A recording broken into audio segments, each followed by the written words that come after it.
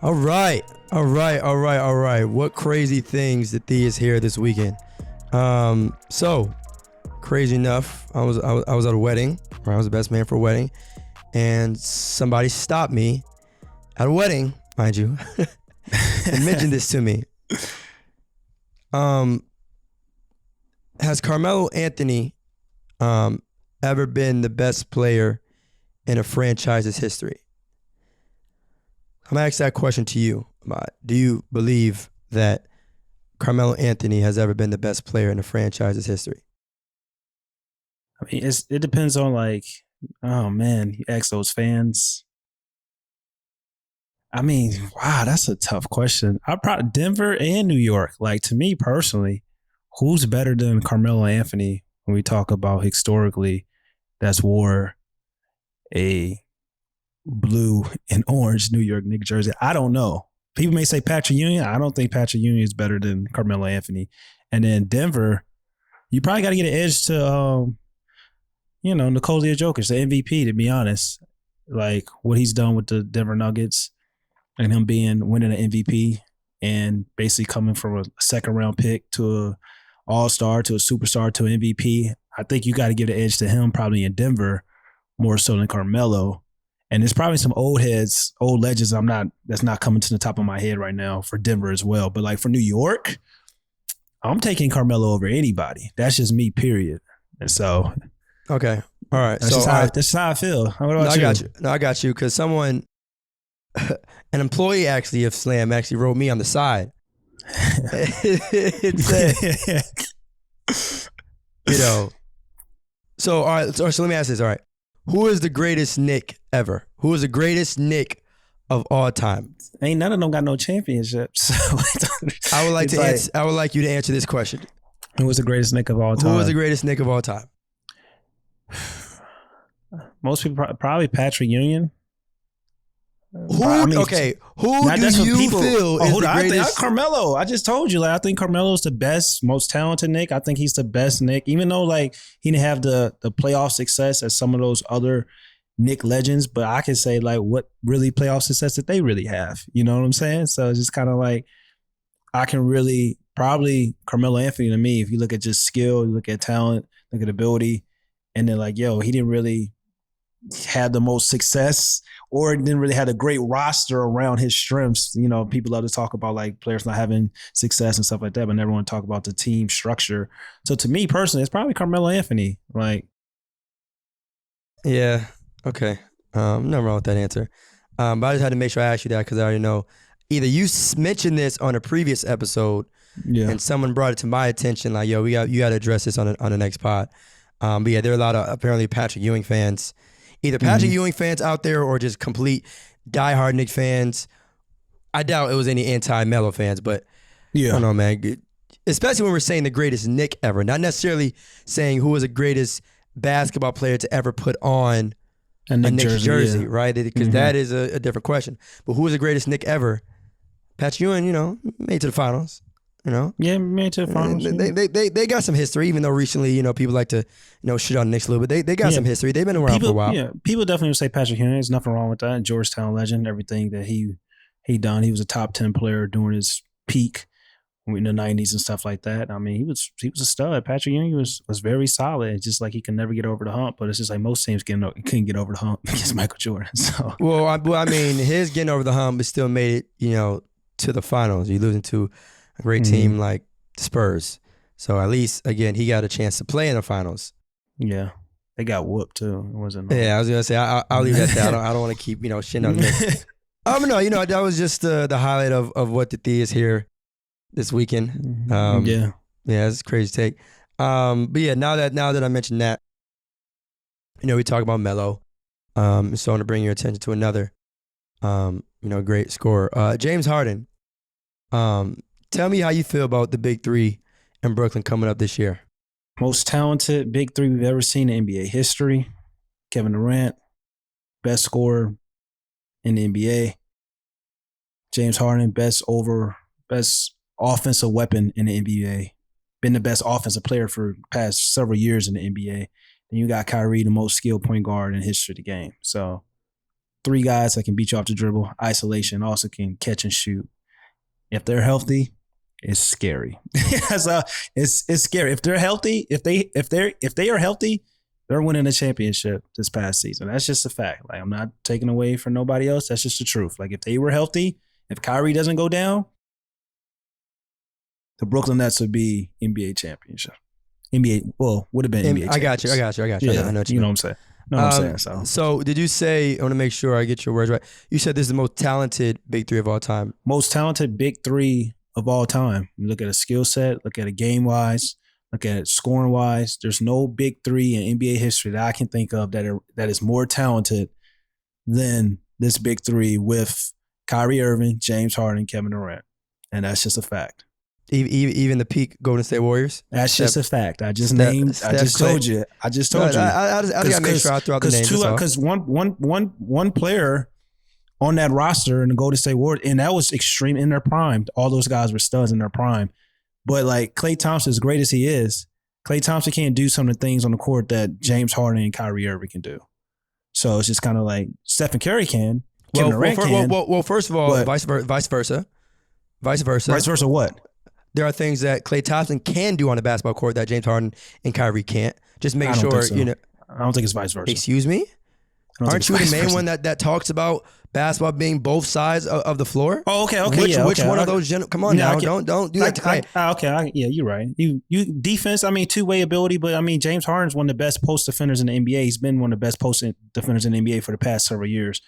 And Kyrie Irving, when he actually engages and want to play defense on the perimeter, Kyrie Irving is a pretty solid defender. He just doesn't do it all the time. So it's just kind of like, I get what you're saying with Klay Thompson and the two-way ability. But like I said, when we just talking about an offensive standpoint, Klay Thompson is more catch and shoot, coming off screens. Klay Thompson dropped, 50 or 60 without touching the basketball, which is crazy. Dribbling the basketball, which is crazy to think about. But you know what, though, going off that, though, so to me, that's what made Steph and Klay so great to be able to play with KD, was their ability to play off ball, their ability to be able to catch and shoot. True. Now, for those that think that Kyrie and James are very, very ball dominant, now obviously we've already seen them play together. Right. So, but what would you say to that? The fact that they can score, but it was the fact that I said it when they first got together. People don't watch basketball, or people don't know about basketball. They were literally sitting saying, "It's one ball in the basketball court. How is Kyrie and James Harden going to work? It's never going to work." And it's just kind of like, what are you talking about? I said James Harden's one of the greatest, not only offensive scorers the NBA history has ever seen. He's also one of the greatest passers, facilitator NBA history the NBA has ever seen. So it's just kind of like, everybody knew, if you knew basketball, you actually watched the game, you knew what was going to happen. You knew that Kyrie Irving was going to play off ball, James Harden is going to have the ball in his hands to facilitate, and Kevin Durant is going to do what Kevin Durant does. And then when you have James Harden with the ball in his hands, you got Kyrie Irving and Kevin Durant coming off screens, getting easy shots, and then, or just passing the ball, say, okay, Kevin Durant, your turn, or Kyrie, your turn. So it's just kind of like, it's special. It's scary hours coming, and I'm in Brooklyn games all season because you know where I live. It's well, we see serious. Who you got winning. We see who you got winning. It's serious. The whole thing. But I'm gonna tell you this. Though, I ain't say that. I slow it down now. I ain't say that. What you mean? You just said if they're healthy. You see this hat right here? You see this hat? You see this hat? You see this hat? The GOAT rapper, September the 3rd, certified lover boy. He's the GOAT in the rap game. There's also a GOAT in LA. First of all, there's a GOAT in LA named number 23 that plays with Los Angeles Lakers. Like like Drake has been dominating the rap game for 10 plus years. LeBron's been dominating the NBA for 10 plus years. A healthy LeBron team with a healthy Anthony Davis and a healthy Russell Westbrook. Let me tell you something. It's serious in LA. So I don't just say like, don't make it seem like I'm picking. Earlier in this episode, you literally just said if the Brooklyn team is all healthy, they're going to win a chip. Did you not say that? It's scary. I said it's scary. They would have won a chip this past season. Okay. I didn't say anything about this season. Okay. So let's confirm. Let's throw it out there. Let's dive and play the guess and prediction game. Who is winning the NBA Finals this year? Assuming everyone is healthy. It's too early to really give that prediction. After all that, it's too early to give that prediction. But if I had to pick, that man out there at 23 is a bad man. He's a bad man. And then if Anthony Davis is healthy and Russell Westbrook and it works, I got to actually see. I can't really pick because I got to see some of these teams play. I got to see the Lakers play first with each other. Like kind of like we saw the Brooklyn Nets.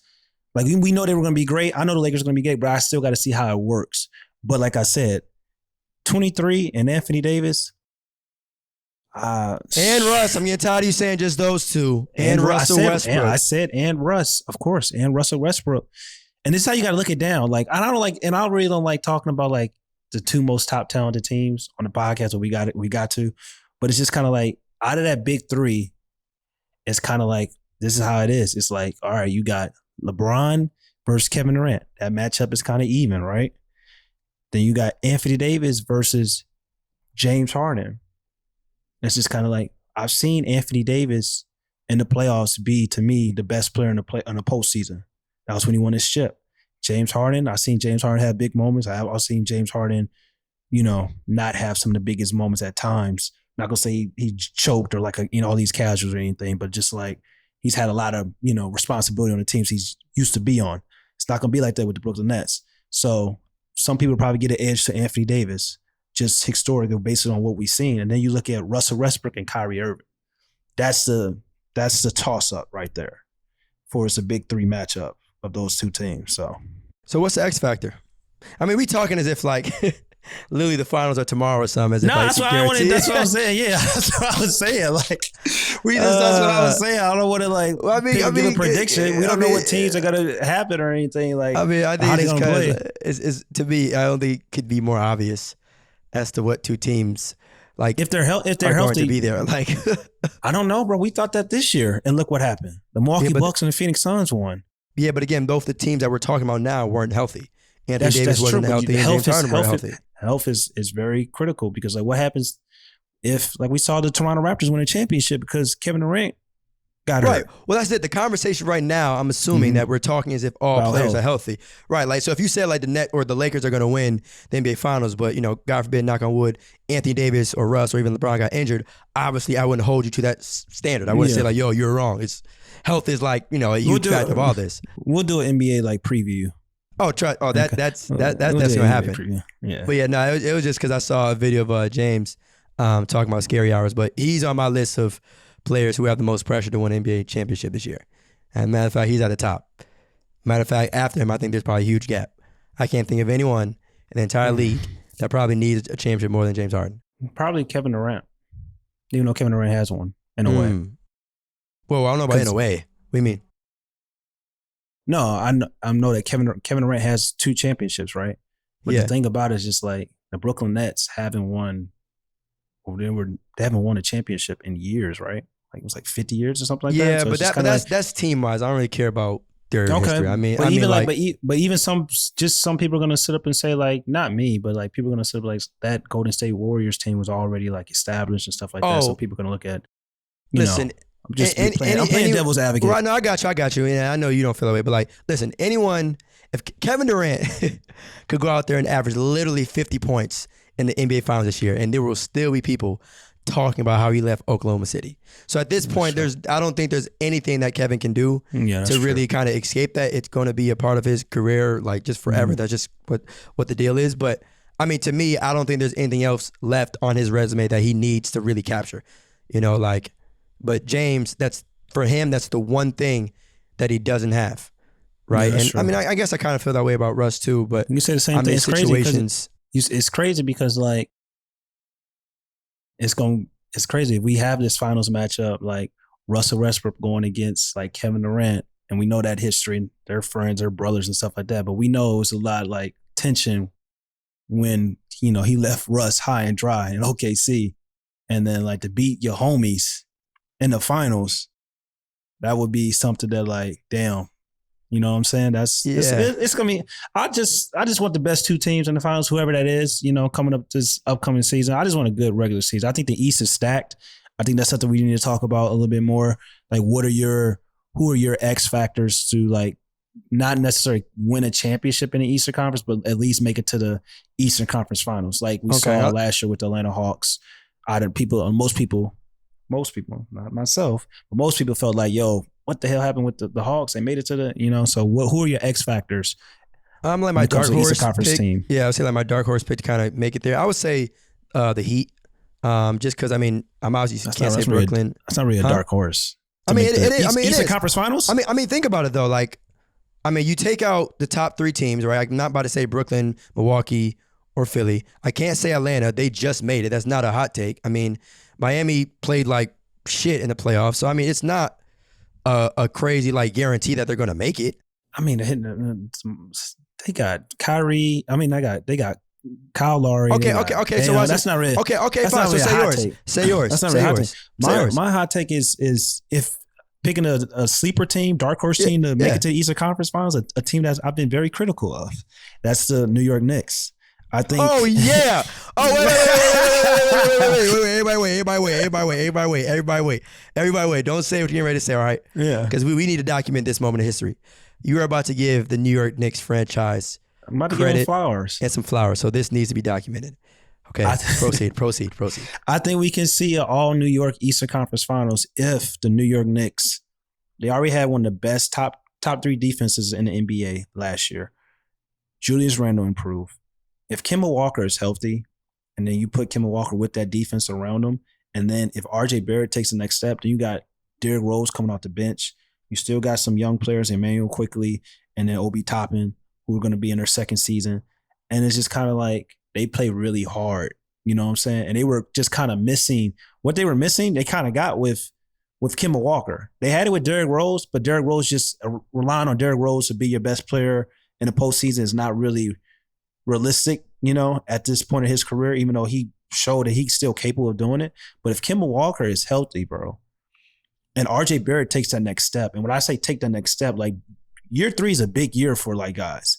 If he takes that next step and really like improves on his game when it comes to like the half court setting and creating off the dribble and just being a, kind of like this, he can pass, he can do a lot of really great things. If he takes that next step, which I believe he's going to take, it's kind of like, they can really be a dark horse team to make it to the Eastern Conference Finals.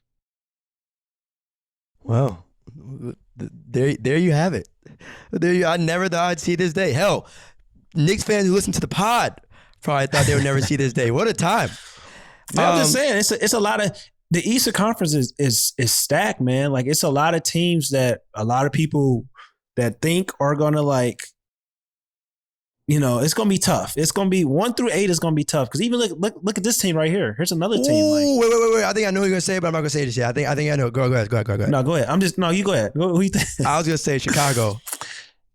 Exactly, the Chicago Bulls. Now I don't think they're gonna make this like crazy jump to go to the Eastern Conference Finals. But we saw the Phoenix Suns go to the finals and Devin Booker's first year in the playoffs. All I'm saying is just like you never know what can happen if teams start to click. Because DeMar DeRozan has been to the playoffs.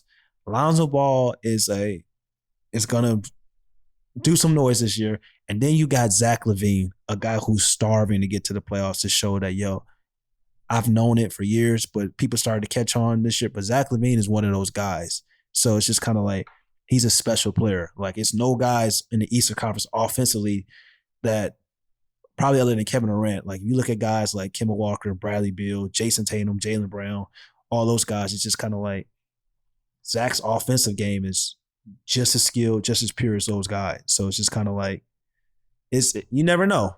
That's what I'm saying. We saw the Phoenix Suns that's all I'm saying. We saw the Phoenix Suns last year. It's just kind of like, you never know what could happen. I mean, all it takes is exposure. I think, we've seen it, the Devin Booker situation. Like the real know how nice Book was, but it took him, making the playoffs. It took him, playing more on national television for people to really understand how good this dude is. Trae Young too. Trae Young, and I think the same thing is going to happen with Zach. Naturally, when you're put on the screen more, people watch your game more. People finally come to understand, like, oh shit, this dude's really a hooper, and we should probably watch his games a little bit more. Mm-hmm. But Chicago. So what are we talking now? We got roughly 7 teams that could possibly make the Eastern Conference Finals. Yeah. The top 3 are Milwaukee, Philly. I don't even Philly. Brooklyn, Atlanta. You keep throwing Philly in there. You might want to take Philly. If it's a team that's going to drop. I'm not going to get crazy. If it's a team that's going to drop, it's going to be Philly. I'm not going to get crazy. Again, you want to know why? Watch this. Especially to, actually you might be right. because I could easily see Philly again probably doing the same exact thing that they did this year. Having a great regular season. I don't even think they're gonna have a great regular season. I think it's that morale is taking a dip in the locker room. Ben Simmons doesn't want to be there. They kind of made him feel a certain way, isolated him this entire season. It's just kind of like what we saw with the New Orleans Pelicans. Like everybody knew Lonzo was leaving this past year. They drafted a point guard. Then they wasn't starting him. Then they was starting him. They was playing high minutes and then low minutes. It was just kind of like, it was one of those situations where we knew that Lonzo Ball was going to be out. So it's just kind of like with the Philadelphia Sixers, they're talented. They have a squad, but it's just kind of like. That's borderline disrespectful. What's borderline disrespectful? The way you were setting that up. I mean, they're talented, you know. They got a squad. You know, they might win a couple games, but, you know, that's it. Real. No, that's it. That's for real. I think they're gonna drop, bro. Because that chemistry in the locker room, you can't try to trade a player twice and then like expect like things are just gonna like, you know. But who knows? Maybe this motivates Ben Simmons. He comes back and doing craziness. Listen, you never know. Look, but I don't know, man. My thing is, look, they still at the end of the day have an MVP candidate. So I get it. You know, certain things happen in the locker room. There's drama, coaches, all that stuff. You still have an MVP candidate on your team. So I can't completely say that they're not going to at least compete to be in the Eastern Conference Finals, especially coming off a year where they, you know, regular season wise, they did what they had to do. I don't see it. All right, that might be a bigger hot take. Ooh, Trae Young took them boys out by himself. Let's be honest. Oh, no, don't do that. It wasn't by himself. It wasn't a solo thing. It wasn't a solo thing. Trae Young, who would have told you before a series started that Trae Young was going to be the best player, probably the best player in the entire postseason run in the Eastern Conference? That's other than Giannis. You can legitimately say that Trae Young. Kevin Durant was in the second round and got knocked out. Like you don't get to get that top two. We had already did this list, but you don't get to be that top two or whatever. You lose in the second round. That's just me personally. Like other than Giannis, Trae Young was the best player in the Eastern Conference in the playoffs last year to me. Well, see, I'm not disagreeing with that, but I'm just not going to make it seem like it was just Trae out there solo and he was the main factor though. Absolutely. He was 90%. He was 90%. That's the main factor to me. I guess. I mean, that conversation is more of like, all right, well, did Atlanta win or did Philly lose? I think it was definitely a combination of both. I'm going to give, you know, Atlanta their flowers. I think Atlanta won, bro. I don't think it. But if that's the case, though, if Atlanta won, then that means it's more likely that Philly, you know, might have a chance of making the Eastern Conference Finals more than what you're probably giving them credit for. No, because how they choked, they were the number one seed, and they were supposed to beat Atlanta, bro. Like, so we gotta stop this cap. Like, they were supposed to beat Atlanta. Like, they were supposed to be like in the. They was supposed to be honest. They was really supposed to go to like the NBA Finals last year. I mean, you're number one seed. Yeah, but ain't nobody disagreeing with that. Yeah, so it's just kind of like they not them guys, bro. And I love Joe Embiid, but you know what needs to happen. It's a man in Portland. Oh my God. That needs to get off his high horse and run for the grind, because Joe Embiid needs a true partner in crime when we talk about a guy that can fit his play style, inside outside combination. So, I mean, you never know, man. Maybe it's a matter of time. You know, I mean, they're definitely not getting rid of Embiid, obviously, because of what happened recently with the contract. But I mean, it's just tough. It's a tough situation because you also want to make sure too you get the right trade package. You don't want to trade him away for a bag of chips like they did my man Kemba. Yo, real talk, bro. You mentioned Knicks might win or might, go to the Eastern Conference Finals. That's not my prediction or my dark horse pick. I said my dark horse. Right, yeah. That was your dark horse pick. I would tell you right now, if Kemba leads that team to the Eastern Conference Finals, outside of Russell Westbrook, like winning a championship, people are going to want to stay far away from me. Because the agenda that I am finna run with, especially too, because it was Boston that did him dirty. Oh. Yeah, I wouldn't mind. I like him a lot. And I still want IT to thrive. Shout out to another point guard that I feel Boston just didn't handle the right way. But yeah, man, it's gonna get crazy. My goodness gracious. It's really, I got, whoever wins the Lakers, if the Lakers and the Nets are healthy and they play in the finals, it's a win-win situation for me. Because if Harden get a chip, people not gonna want to see me. But if Russell Westbrook get his chip, people not gonna want to see me, because those guys are the most disrespected basketball players in the game, I feel. Okay, so let me ask them, how or when or why, I guess, is James Harden disrespected? James Harden's disrespected because people, I was having a conversation. Here we go. Let's get into this.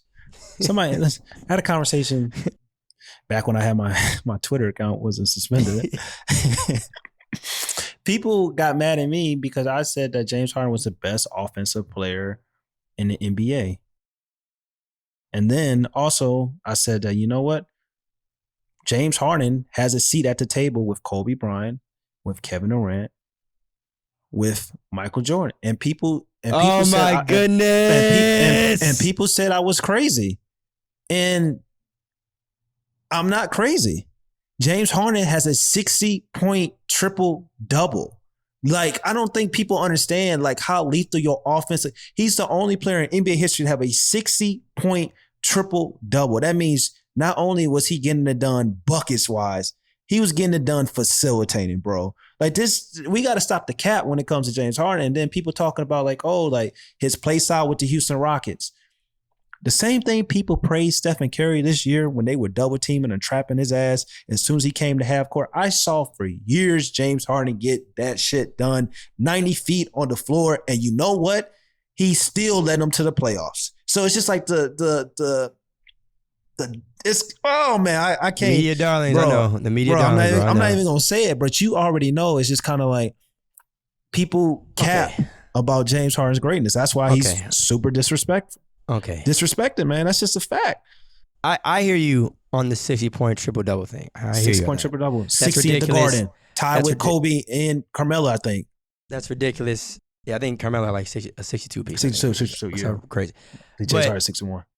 Like, no. Listen, I'm saying no, not necessarily to the James Harden disrespect, but to the comparison of Kobe, Mike, and KD. And he's at the table offensively, bro. Stop the cap. Only reason why I'm saying that, okay, is because the other gentlemen that you named performed in playoff basketball when it mattered the most. I need at least one chip. I'm not even asking for 5 or 6 like Mike. I need one. So let me break this down. Uno. Let's get there, then he can get an appetizer at the damn table. Let me break this down, because like people love to talk about the chips and that bullshit. But James Harden, we saw James Harden with the Houston Rockets. He gave them their best. He gave Golden State their best competition, the best chance of like somebody knocking off Golden State while they were healthy. And it wasn't LeBron James. So it's just kind of like, we got to stop pretending like James Harden didn't get ran up and gets a dynasty. If the Golden State Warriors didn't have a dynasty, they probably are James Harden probably has a ring, bro. And that's just a fact. That's just a fact. We got to act like it's certain teams. Sometimes guys are just unlucky that teams come in this league and just like look at the league right now. Like if Giannis ain't get one this year, if Giannis ain't get a ring this year, we could have been talking about Giannis like, damn, like he really ran up against the Brooklyn Nets, or he really ran up against the Lakers for 3 to 4 years. Like that's just how it is sometimes, bro. You know what? That's called life.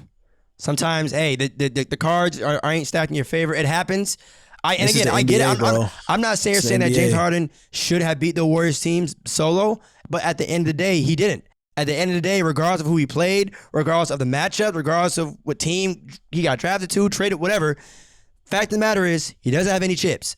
Very simple. Very simple. But that doesn't mean he's not at the table. Yes, it does. Yes, it does. Mean he's not at the table offensively with guys like Kobe Bryant, Michael Jordan, Kevin Durant. He got more 50-point games than Kevin Durant, bro. And people just act like Kevin Durant is such a,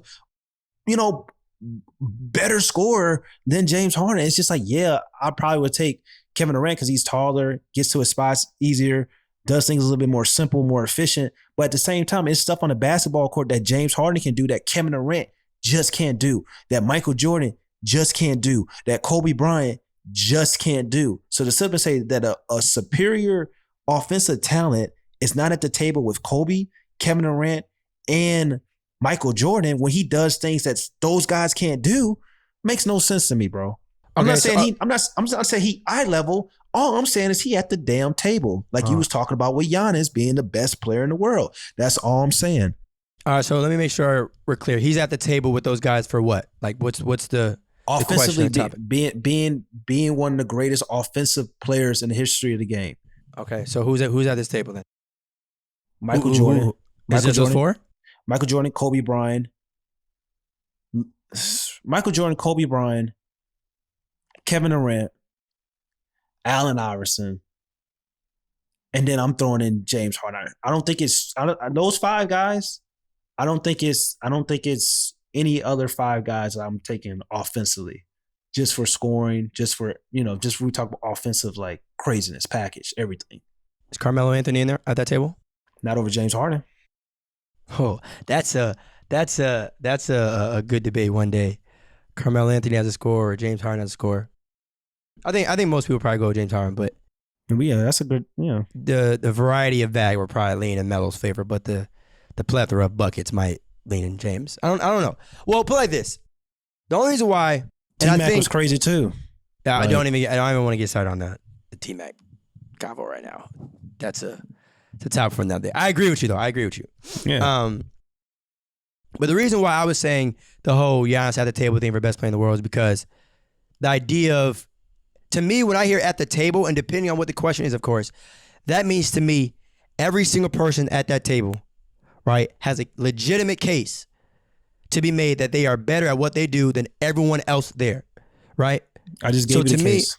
Right. So that's what I'm saying. So to me, what you're saying, again, correct me if I'm wrong, you're saying that because James Harden is at that table of one of the best offensive talents of all time, you're saying that a case can be made that James Harden was a better offensive player than Michael Jordan. I'm saying a case can be made that you can make a case of James Harden being at the table with the GOATs of offense, that he's better than all those guys. You can make that case. I can make that case offensively because I can talk about James Harden is on his way to being a top 3-point shooter of all time. People talk about Stephen Curry. We know what Steph Curry, all-time shooter, greatest shooter ever. You know who's top 3 on that list? James Harden. We talk about facilitating. We talk about passing the ball. You know who's one of the coldest facilitators and passers the history of the game has ever seen? James Harden. We talk about stuff that Michael Jordan, Kobe Bryant, Kevin Durant can't really do like James Harden. Drawing fouls and getting to the free throw line, which is a skill. Getting easy buckets like that. That's a skill. They can't do that. Like having the ability to get hacked and get fouled and draw fouls constantly and use your strength and your body to get to the rim constantly for years and years, lead the NBA in free throw attempts, that is a skill. So it's just like, yes, I can say like not only he's at the table, but I can make a legitimate argument that he's better than those guys. And I'm not saying I would take him over those guys, but as an offensive talent, I can make an argument, bro. As an offensive talent. Now you can make an argument about Michael, you can make an argument about Kobe, you can make an argument about Kevin Durant, but you can make an argument about James Harden. People don't, it's crazy because people don't want to admit it's true or like to hear it because it makes people a little uncomfortable because James Harden doesn't have rings. But if you're just talking about offense, skill to skill, talent to talent, James Harden at that table, and you can make an argument that shit, he may be better than some of those guys from a talent perspective. So it is what it is, but it makes people, I'm a truth teller. It may make people a little bit uncomfortable, but I'm here to tell the truth, man. I'm here to tell the truth. So it is what it is. What it is. I'm it is what it is. All right, but you know what though? I feel like I have to mention this name, and I know people are going to get probably even more mad when they hear this name, just because of the guys that we're talking about. But Wilt Chamberlain. Now I already know that some people are going to say, "Oh, he didn't have a bag, or he's playing against guys smaller, whatever." The real no, that when you look at this dude's stats. Offensively, we talk about video game numbers. No, like these were legit video game numbers. So I'm gonna throw Wilt in there. I get it. Out of all the guys you just named, obviously he's a big man, so it's not the same. I won't throw Kareem in there. Obviously, I know that a huge part of his scoring success was longevity, right? But I'm still gonna throw his name out there just because you number one all time. I'm gonna mention your name when we have this conversation. But yeah, those are just probably the two biggest names that I felt like I had to, mention, especially Wilt. Especially Wilt. But that's tough though with James, man. That's tough with James, bro. I can only imagine like definitely like people have some problem with that. I'm probably one of them. But I see where you're coming from. I see where you're coming from though. But tell me, I'm not blind with it. Tell me why though, because you can't without saying. I already told you why. But see, that's a part of it.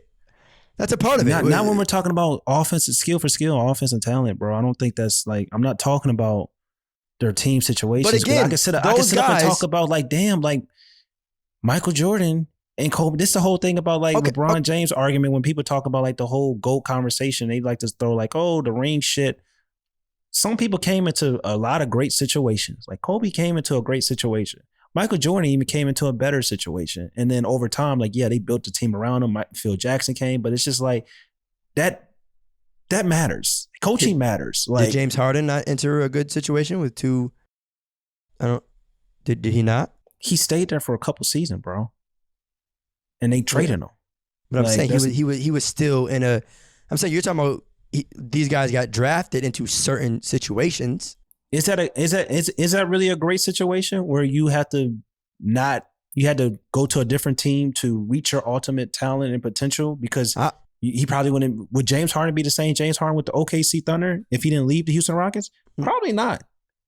So that's what I'm saying. So it was a good situation team wise, but I'm just saying like it's a difference when you in a team situation where you got a Hall of Fame head coach, you got the best center in the league, most dominant center in the league. Then you come and y'all the best duo ever, and then the Lakers build around you. Then Michael Jordan, you come in playing with a lot of guys that you shouldn't be playing with. Then you get Phil Jackson. Then you get one of the greatest GMs of all time.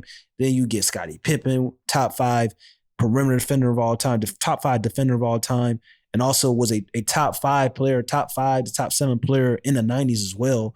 And y'all just ran the perimeter when we talk about wing positions on two-way ability, both of them. So it's just like, damn, you get Dennis Rodman, another top 5 defender of all time. So it's just like, we have to factor in a lot of stuff, bro. Like, that's all I'm saying. Okay. Well, one thing I would say though, too, when we talk about offensive talents, it's not just because those guys have chips, but they came through in the clutch offensively when their team needed them the most in the playoffs too.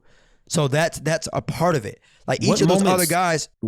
Did James Harden not help the OKC in the playoffs? Thunder? Is James Harden not help OKC get to the finals and get over you're right Spurs? Now.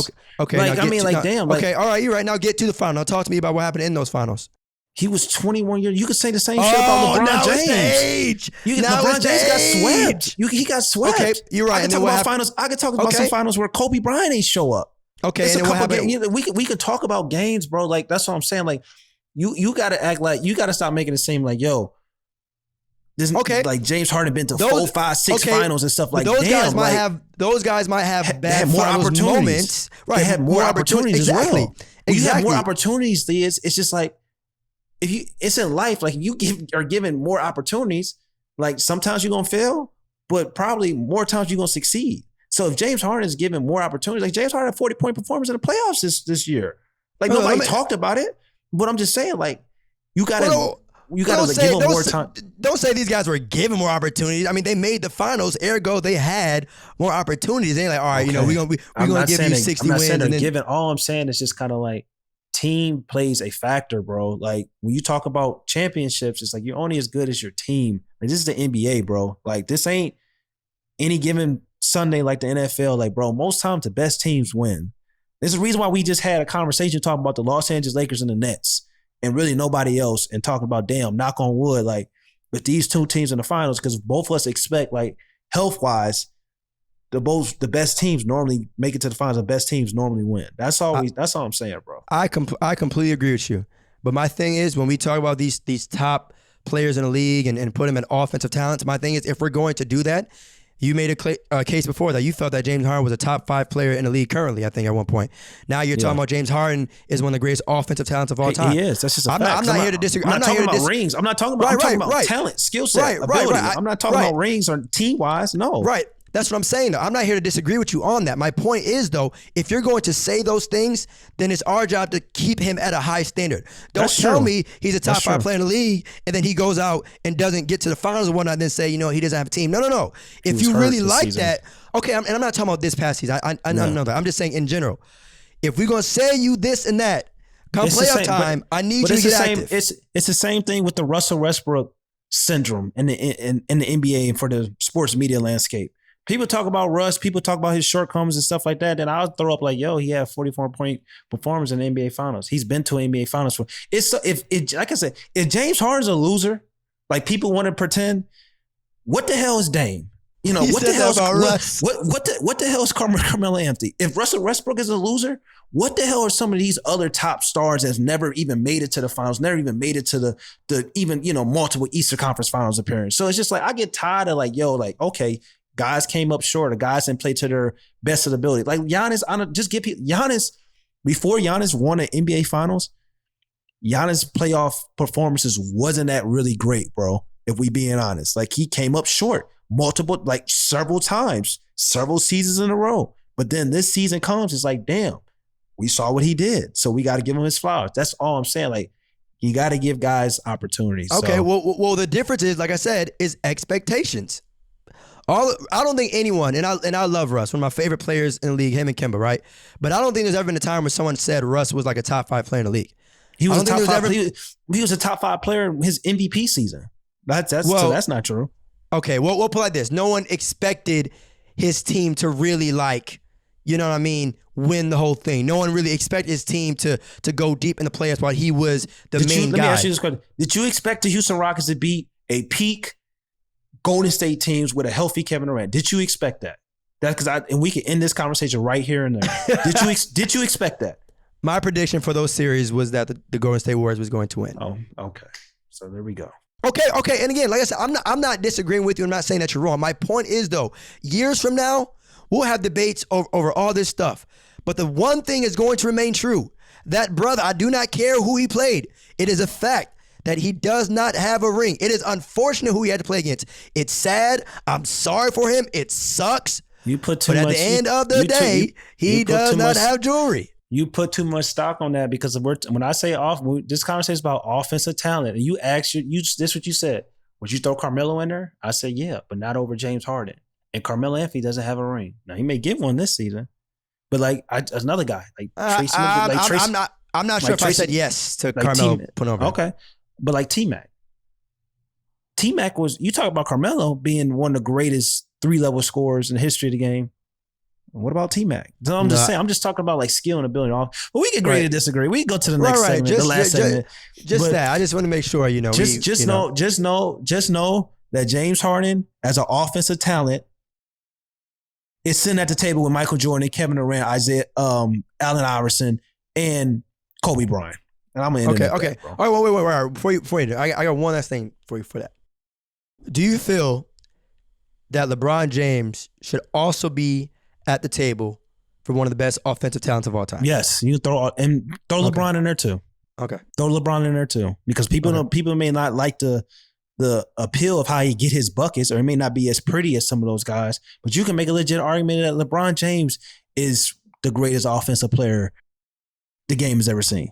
I only say that because it's only about 7 of these guys, bro. These are true like basketball guys. When we talk about like offensive ability. And a lot of times when we talk about offensive ability, people just talk about like scoring, the prettiness of scoring, but it's more than that. You know what I'm saying? It's definitely more than that.